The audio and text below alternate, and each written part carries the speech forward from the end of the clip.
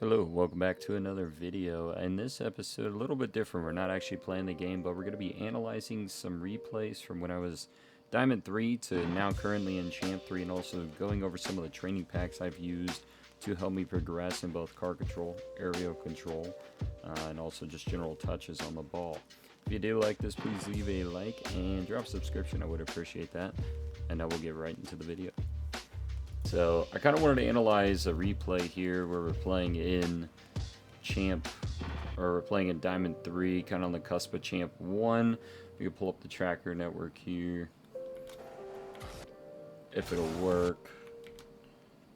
Yeah, so these guys were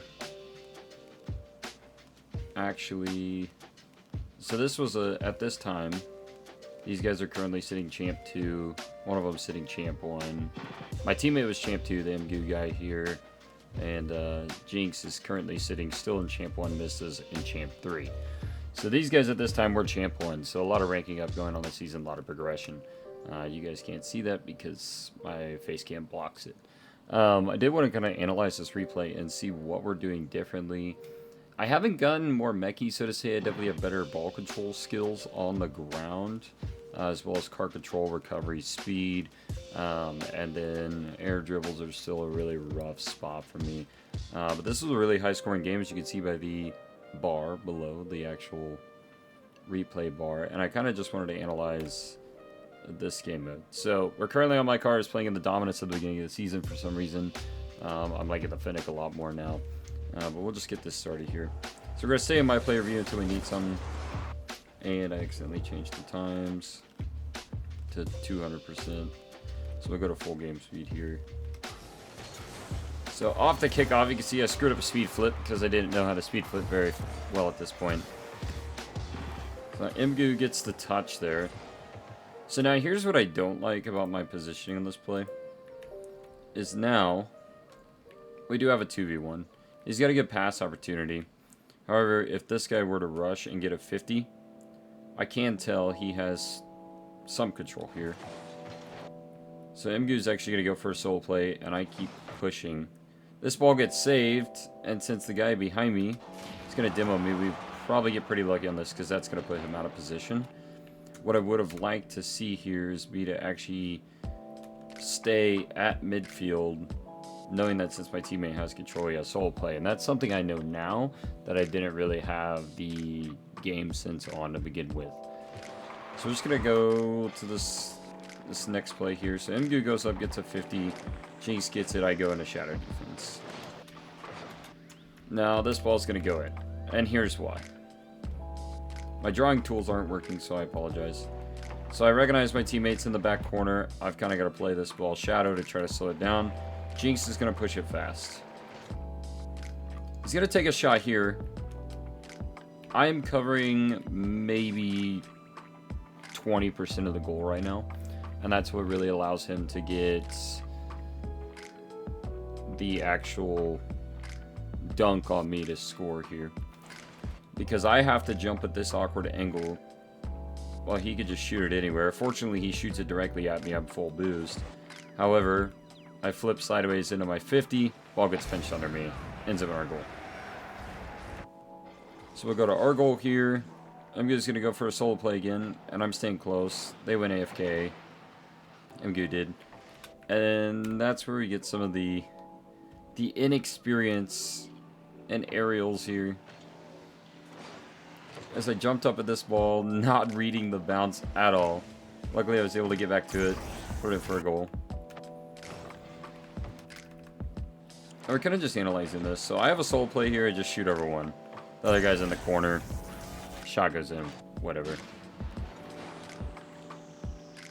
So now here we have another defensive situation where this guy kind of just throws the ball off the sidewall.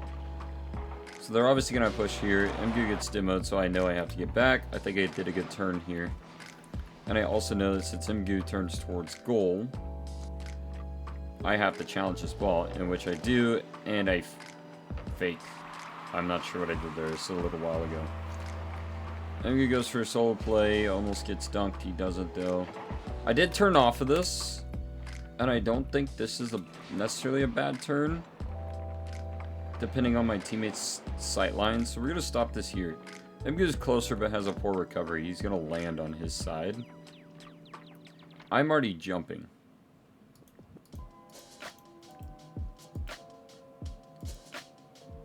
So as you can see, I'm already lifted up off the ground. I can see Mgu, and I can also see Mista and Jinx. So I know Jinx is out of this play. If we go fast enough, it's going to take him a second to get back. He's going to grab the mid boost. I do know Mista is still turned awkwardly. I don't know what his boost level is. However, this is stuff that when I was first achieving champ that I would not look into. So this is kind of the analytics side of the gameplay, or the game sense side of gameplay, that I had some understanding of, as I've always considered myself a game sense player, but more so on positioning, not necessarily boost, or reading a teammate that has the ability to create a solo play. And at this time I was trying to figure out when teammates can go for solo plays or when this was my ball. I do believe once this ball bounces, this is my ball. Mista's going to turn, he's going to challenge.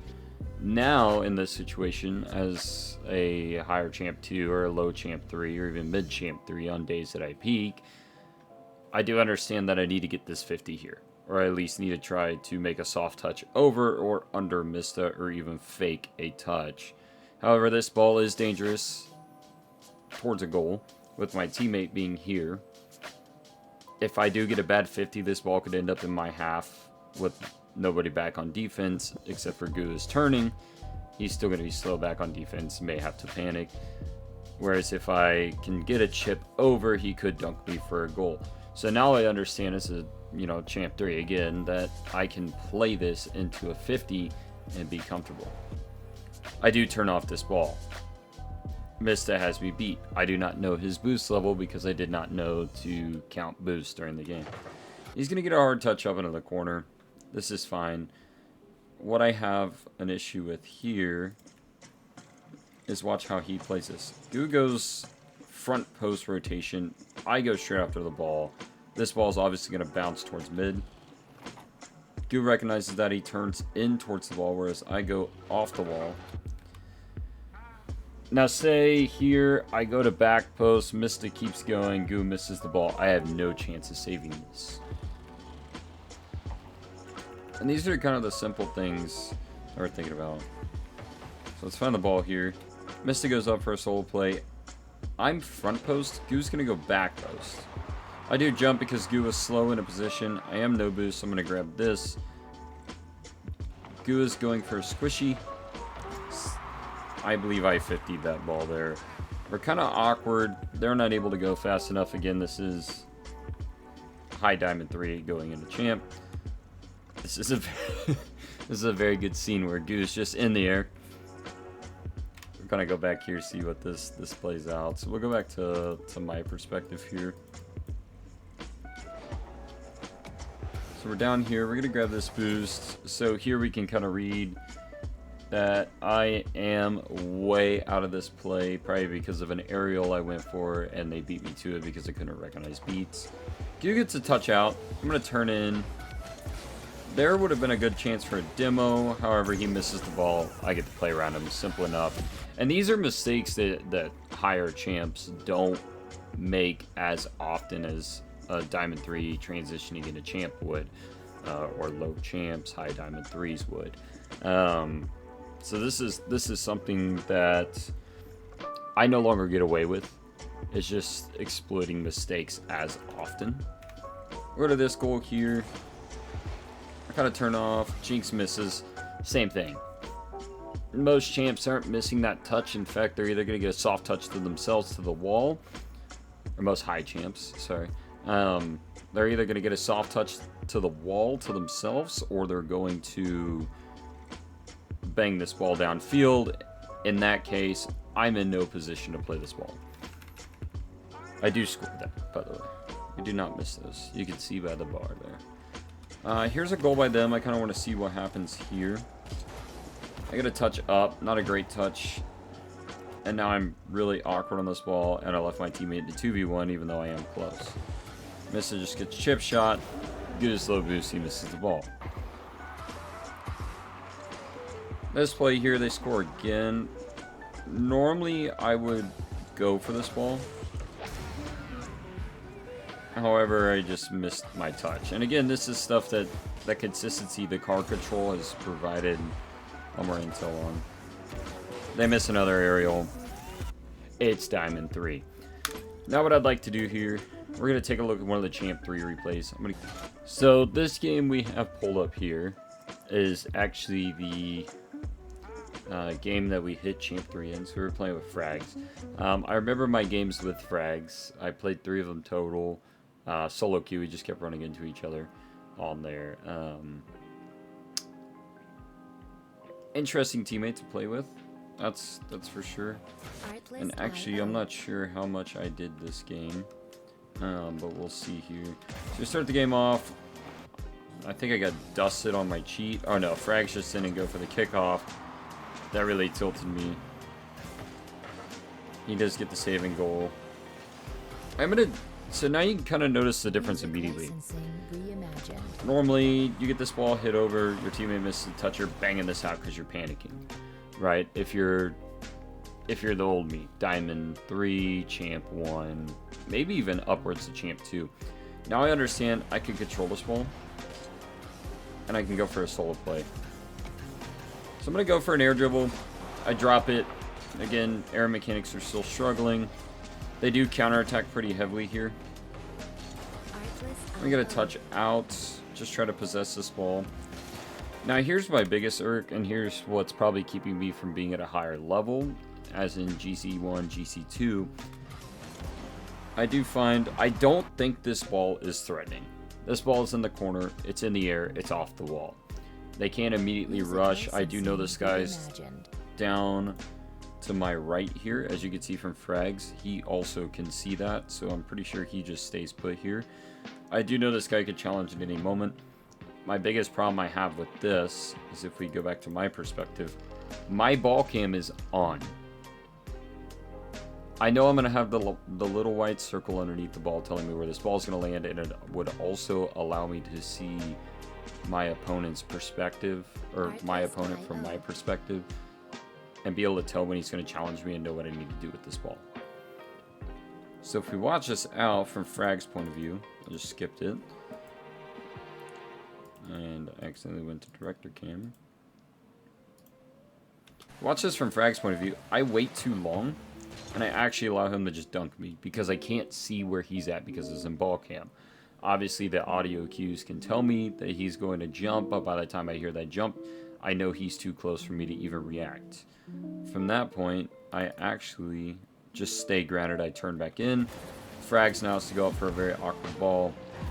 They're going to get a touch on it. And that's just kind of the things. And since I circled back around, they missed their shot. I continue to play this ball on almost full boost. Now, my biggest gripe I currently have is when I take this 50 right here. When I touch this ball, it's going to go straight into his car. Luckily, he was at a bad angle. It puts the ball upwards. Frags is going to go. He's definitely beat off the back wall. And I just lay a beautiful shot right off the back wall. And again, the shooting consistency, we're still trying to figure out. That hit off the back wall, unfortunately, does give them a good chance to counterattack. Hawks makes a touch. It rolled in. You know, nothing we can do there. We do score a goal here. We'll kind of analyze this. And that's a great place to start, is with me in the air. I actually want to back this up just a little bit and get back to player view here. So I actually go to fly, so we'll look at positioning to start with. Frags is in shadow defense with half boost. Obviously I can tell his boost. I don't know how much Dylan has. I was out of the play, probably off of their save that occurred shortly before this. Frags does a good job in shadow defense. They missed the shot off the post. I do rotate back to be able to play this. We get a touch up the wall. I do like this touch. So if we go back here, I can see from my view here, I can see Hams, or Hams, whatever you want to say his name is. And I'm able to know that he is currently turned towards me. and that this touch here is going to be around him. And I know my teammate's behind me based off of the incident previous play. I try to go fast here. He gets a good touch off the sidewall. At this point, I believe I get a demo here, if I remember correctly. So we go back to fly. So Frags was playing behind me, luckily, as a good teammate should in that incident. Knowing I have control over the ball and their touch really isn't going to matter. Homs turns off. Frags goes for this ball. I'm going to hunt this bump. And the reason why I'm hunting this bump is Homs is in an awkward position, having to turn back towards the corner. Frags has possession of the ball. This demo is going to open up a shot. I get the demo. Frags does a solo play. I'm going to leave Homs in an awkward spot to actually play the 1v1. Frags does a good job just putting the ball around him, and he scores. So we go to the next segment here. It looks like a save, probably off the kickoff. So I don't like this touch. And reason number one is, if we come here, I have a touch over him. They're both right here. I have time. I know a challenge is coming. And this looks like I was shooting. And I just got a weak touch. But it does give them a chance for possession. Frags luckily is up. They're overcommitted in the same corner. Pretty simple stuff. This play, this looks like just a simple... Yep, this was just a soft touch to get underneath. I mean, if we look at positioning here, and if we look at my camera, I can see both the opponents. He's going to touch it to me. I know I'm in a 1v1. Any sort of touch here is just going to get it under the jump after I hear the jump. And really, that kind of encompasses how the play is different at higher champ levels. It really, like the control that I have now versus the actual just wanting to touch the ball and not really knowing where it's going, and also counting boosts, knowing where the opponents are at, or what sets the difference in my level of gameplay at the beginning of the season versus the level of play I'm at now. This also applies to threes. I've never sat consistently in champ in threes since I hit champ in threes, and now I currently float around the 1150 mark in threes. But it's the same thing. You control the ball, you take clean 50s, you're able to actually allow your teammates to play around you without them having to rotate back all the time, and you're actually able to make the team plays because you don't have to make people stay back or constantly be overcommitted because they have to try to push something or force something. And that's what really control does for you in this game, if you're not just banging the ball to the opponent all the time. Now, if you're banging the ball to put on a shot and you bang it hard enough to where their first touch is going to be slow and awkward, sure, fine. That's depending on the positioning of the opponents. But if you're banging the ball just to get it gone or get rid of it or try to force a play, then that's really where you run into issues. Now, the second thing I want to touch on in this video necessarily is what I've actually done to learn ball control and also figure out positioning. Positioning is one thing where I'd go as far to say it's just playing the game, watching the opponents, watching pro gameplay, figuring out where I need to be. If my opponents are here, how do I attack it?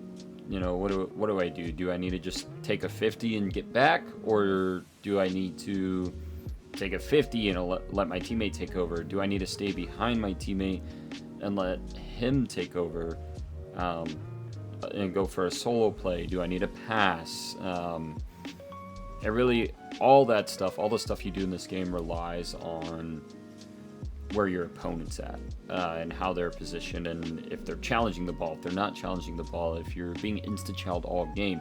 And this is stuff you learn by just playing ranked and competing with your rank.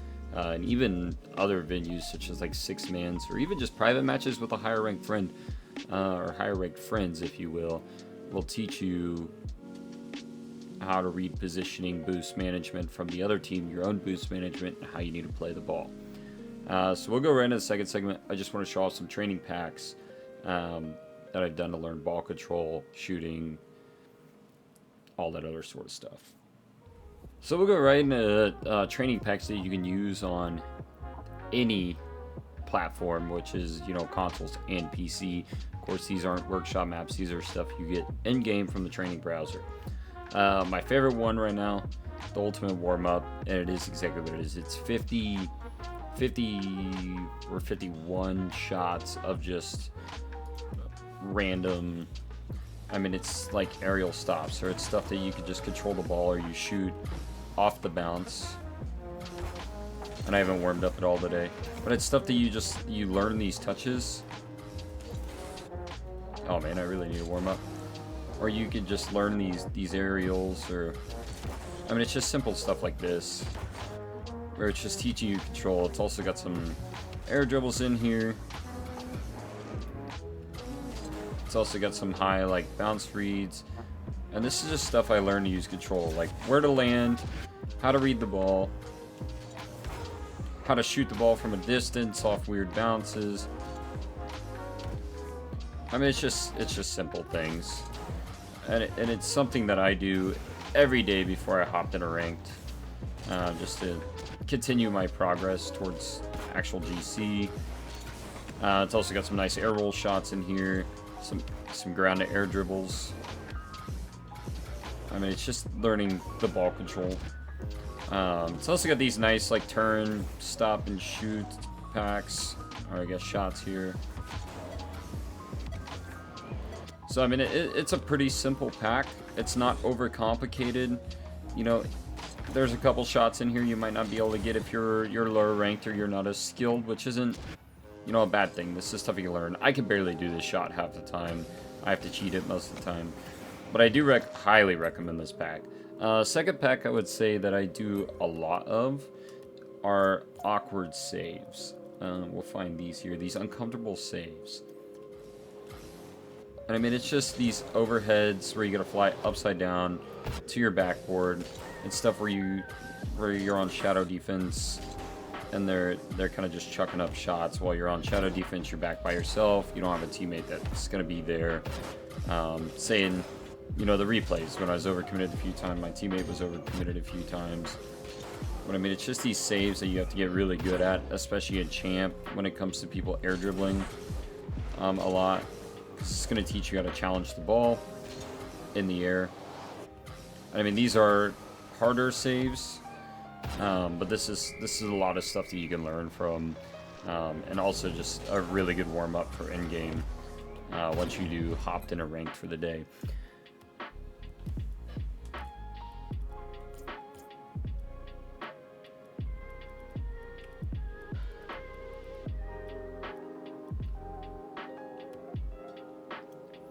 So the third pack I'd recommend, especially if you are lower ranked, air roll shots are your best friend.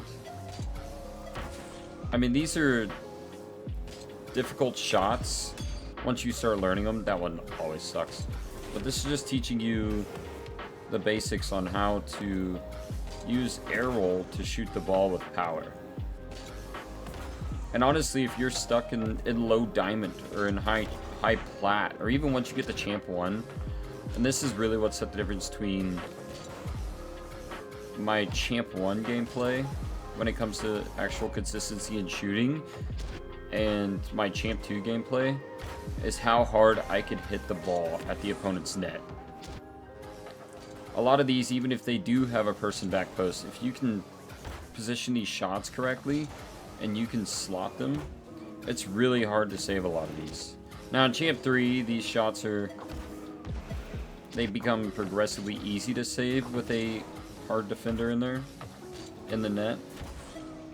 Somebody just kind of camping the net there. But I mean, this is just teaching you to use that second flip to actually put the ball on target. I hit the top post. But as you can see, I mean, it's awkward reads. It's stuff you need to know how to shoot better. I'm gonna reset there. But I mean, it's again, a pretty simple pack. Now what I want to touch on is also some of the training packs you can use in Bakkesmod if you're on PC. Of course, console doesn't have PC, or the PC accesses to not necessarily a modded game, but the actual workshop maps you get.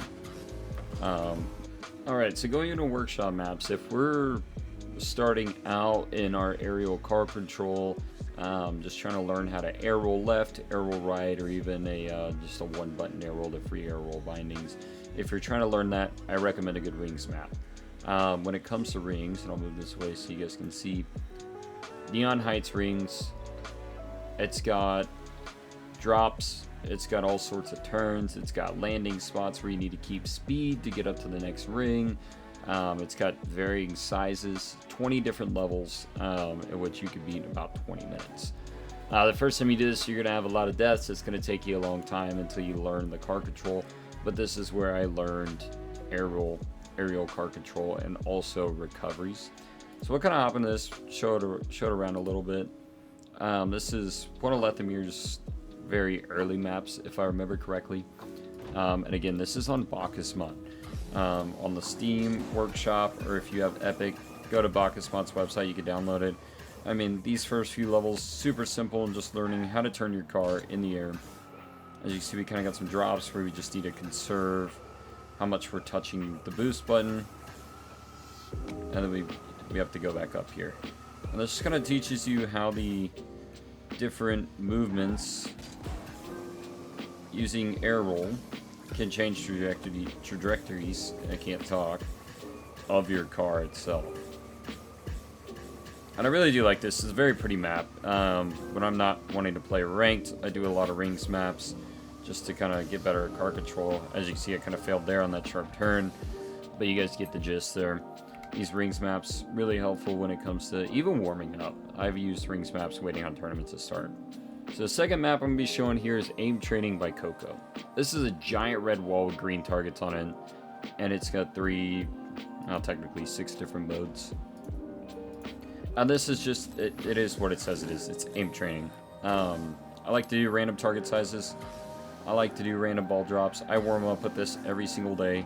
You kind of just put it in normal, and it's going to give you a random ball drop, and it's going to just teach you how to shoot it with power into a spot. You just got to hit the little green targets. And if you're somebody that's competitive with yourself, it's even got a little tracker at the top where you got your best streaks. I think the highest I've ever gotten is like 11 on normal with random ball drops, random target sizes. But yeah, you kind of get this varying types of drops. If you miss it, it gives you a normal drop. And these are all movements of the ball you're going to see in game. It's very, very helpful. This has allowed me to be consistent in where I'm touching the ball to. And a lot of these are, these randomly small targets are very difficult, but it teaches you to put the ball in one spot. They're about ball width, ball height, so you got to be very precise with them. And I especially love this pack. In fact, if you watch any Jamaican Coconut, you'll see that he does this on stream almost every single time he's live. And this is kind of his warm-up. Well, this kind of just teaches you the movements you need to put the ball on target. Why is this one so difficult? It just gives you multiple different ways to shoot the ball, as well as reading drops and where you need to actually hit the ball. How you need to hit the ball to score some of these targets. Now, of course, a lot of these aren't just to a goal. This isn't necessarily like a goal training pack where you're just shooting at a goal. There's plenty of other Bakkesmod plugins for that. You can also just go into free play, press your right on D-pad button if it's configured that way, and then shoot on goal all day. But the other pack, the third and final pack I'll get to here in terms of aggression, will actually have that feature. So we'll go right into that one. So our third and final thing to touch up on this video is my personal favorite training pack. This is a challenge. At the same time, it's going to give you a score, and it's going to allow you to push yourself to be better. but it also has a full training for almost every aspect in the game involved in it, and it's Eversax Olympics 2 by Glidek. If you don't know who Glidek is, this guy makes a crap ton of maps that are all fantastic. It is a standard boost because it has random different sections on it. If you go into training, we can kind of see all the different options here. You have flick, pinch, dribble, shooting, parkour, air dribble, and defense in the cube. So anything, the cube, parkour in terms of recoveries. You have defense section, which gives you all sorts of different shots at different speeds from different angles. Air dribble. The shooting is kind of what I was touching on Coco's aim trainer, where it's not really a shooting on goal, but it's going to be more like just hitting the ball where it needs to go. This shooting is actually on a goal with small targets inside of it, teaching you how to shoot to a spot on the goal. Dribble, pretty self-explanatory. You dribble a ball through a course. This one is very difficult. At least the 5th level is. 1 through 4 is not terrible. The 6th level is a pain, but it is a very good dribble map, and it's taught me a lot about ball control, car control as well while I was dribbling. Pinch. Pinches are very helpful in game, in the right situations. I see a lot of people just randomly go for cuxier pinches while they have somebody in net, and it never works out because you're slamming yourself into a wall, and if you screw up the pinch, it obviously is going to put the ball in a very awkward spot for your teammate to play because they don't know where it's going off the wall. Flicks, it's flicking the ball, and I mean, I do love the flick training on here because it allows you to just immediately take possession of the ball and practice your flicks. And it gives you a score too. Just like that one, I didn't even flick it. 312. On this map, it'll give you like a best of 3, averages them out on the flicks. Let's go backflip, monster flick. And we'll kind of go through the Olympics section here, or at least the flick part, but I'll kind of show you the scoring system. So the score goes up to 80, and I think the best it's ever been accomplished is like 74. So realistically for me, like mid 30s to 40s is about what I get. But again, this is a point system not for you to race against Delcore and Very Peak. This is a scoring system that shows you that you're getting better over time. And I recommend when you do this pack to keep a spreadsheet on your computer or even write it down on a notebook what your score was the first time, the second time, the third time you did this, and just try to improve on it. And then you won't even realize you're just having fun. You're just doing the Olympics pack. You won't even realize that you're getting better over time. And again, when it comes to Rocket League is a game where it's all about practice. Just like pretty much any real life sport is, you're just practicing over and over again to the point that you get better without even realizing it. It's slow progression. You're not going to go from Diamond 1 to GC 2 in 3 weeks. May not even do what I did and grind all the time and go from Diamond 3 to Champ 3 in 50 days. Your progression's based on your own, how much time you have to put in this game, and also how fast you are learning new things. And really, that's a touchy subject. What I do recommend is going into your games with a clear mind. No tilt from the previous match or from the previous day where you lost 60 MMR, and just getting better at the game and playing it overall. Now at the end of the season coming up, our goal is to get back to 1360, so that way when we do get our 60 MMR hit, we start at 1300 and we can just make our way up through there. Win our 10 placement matches, hopefully end up at GC1 after a couple of other games past our 10 matches. We'll see how that goes. You guys can't catch me live streaming the start of the season on Twitch. That'll be linked below. All the training packs I've shown will be linked below, the codes for the in-game ones, and then also the names of the Bakkesmod pack ones. Check those out. They're really helpful. They've allowed me to progress as much as I have. Yeah, and that's pretty much all I got. If you guys do enjoy this video, check out my Twitch, my Instagram, check out these training packs, and then hop on the Discord server. I'll have that link below. I'll make a progression channel in there. It'll be open for everybody. Go in there, show me how you progress. Show me how good you get after. Well, let's give it 100 days. Let's do a 100-day challenge for you guys to actually try this stuff out, and then show me what your starting rank is. Show me what your end rank is, and we'll see how you guys do just based on my advice, since I'm not a coach. But we'll see you guys next time. Thank you.